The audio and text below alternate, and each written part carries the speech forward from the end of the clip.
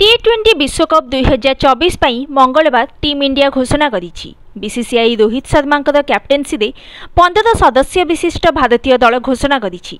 तेबे एही घोषणा सहित विकेट कीपर बैटन को चलीथिबा विवाद उपरे विराम लागिछि।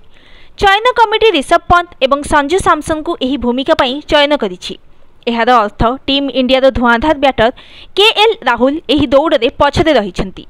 15 खेलाड़ी किंबा रिजर्व टीम रे भी तांको स्थान मिलिनी। राहुल गत दिनिकिया विश्वकप रे विकेट कीपर भाव में भल प्रदर्शन करथिले। एहा सहित चलित आईपीएल ले मध्य से निज लय रे अछंती एवं स्ट्राइक रेट रे भी सुधार करुछंती। तेबे काहेकि गत दुईटी T20 वर्ल्ड कप खेलिथिबा एही स्टार बैटन को काहेकि चयन करागला नाही। सबुठु गुरुत्वपूर्ण विषय 3 विकेट कीपर प्रदर्शन रहिछि। राहुल एई आईपीएल रे 9 इनिंग्स खेली 42 हारे 378 रन करिसेंती एवं स्ट्राइक रेट 144 रहिछि। तथापि से पंत एवं सैमसन ठारू पछरे। पंत 44 हारे 158 स्ट्राइक रेट रे 398 रन एवं सैमसन 77 हारे 161 स्ट्राइक रेट सहित 385 रन करिसेंती। द्वितीय गुरुत्वपूर्ण कथा हेउछि राहुल ओपनिंग करी ही लखनऊ पई रन करिसेंती, किंतु टीम इंडिया रे रोहित शर्मा, यशस्वी जायसवाल एवं विराट कोहली थिबा कारणरू एही स्थान खाली नाही।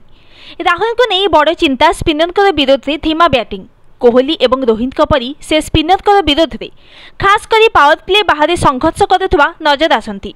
अन्यपटे पंत एवं सैमसन बैटिंग रे यह देखा मिले नहीं। अन्य एक बड़ कारण हेउछि गत दुईटी T20 विश्वकप रे राहुल प्रदर्शन अति साधारण रही। 2022 रे राहुल 6 इनिंग्स रे केवल 128 रन करथिले एवं स्ट्राइक रेट 120 थिला।